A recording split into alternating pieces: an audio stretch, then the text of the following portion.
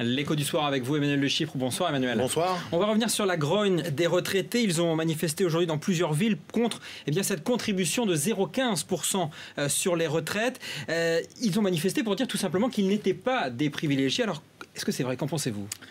Alors, c'est un sujet extrêmement sensible parce qu'en fait, cette population des retraités, c'est peut-être la population la plus hétérogène de tous les Français, puisqu'il ne faut pas oublier qu'il y a presque 1 million de Français, 940 000 précisément, qui sont chaque mois au minimum vieillesse. Et le minimum vieillesse, c'est 777 € par mois, 1206 € pour un couple. Néanmoins, il n'est pas absurde que les seniors contribuent à l'effort global, d'abord parce qu'ils bénéficient d'un certain nombre de niches fiscales. Il faut savoir qu'ils ont un abattement de 10% supplémentaire sur les revenus, ils payent moins de CSG, et puis surtout, une fois qu'on a pris la précaution de dire qu'il y avait beaucoup de différences, c'est une catégorie qui, en moyenne, est la catégorie des Français la plus aisée. Les plus riches, expliquez-nous.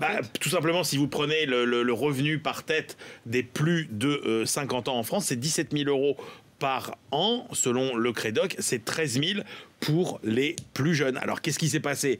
D'abord, il y a eu un transfert massif de richesse des plus jeunes vers les plus âgés. Songez que depuis 1950, les moins de 50 ans ont perdu 30% de revenus, 30% qui ont été gagnés justement par les plus de 50 ans.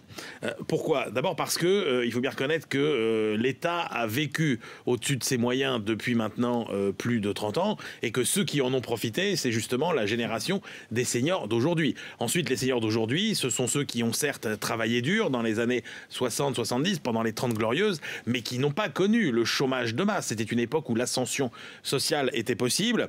Et puis, il y avait un contexte économique, effectivement, donc on l'a dit, qui était plus porteur. Ils ont pu acheter pas cher leur immobilier grâce à l'inflation, et ensuite ils ont profité du boom considérable des prix qui les a maintenant mis à la tête d'un patrimoine assez confortable. En gros, un peu privilégié quand même, vous le dites. Quelles seraient les conséquences si on demande aux retraités justement de participer à cet effort pour redresser les comptes publics? Alors concrètement, là, l'effort est concret, il n'est pas très important, c'est à peu près 2 € par mois. Néanmoins, c'est une catégorie sociale à manier avec précaution, un peu explosive. D'abord parce que sur le plan économique, c'est une vraie force de frappe. Les plus de 60 ans ne représentent que 35% de la population, mais 80% des avoirs financiers, les 3/4 des revenus nets des portefeuilles boursiers, 60% du patrimoine. C'est une très grosse activité économique, 60% des voyages organisés, 70% des achats de camping-cars, 80% des voitures de luxe, donc une force économique très importante. Et politiquement, c'est ceux qui votent le plus. Ouais. Donc attention à ne pas trop les mécontenter non plus. Il ne faut pas trop brusquer les 11 millions de retraités qui, eux, votent énormément. Merci beaucoup Emmanuel Le Chypre, l'écho du soir.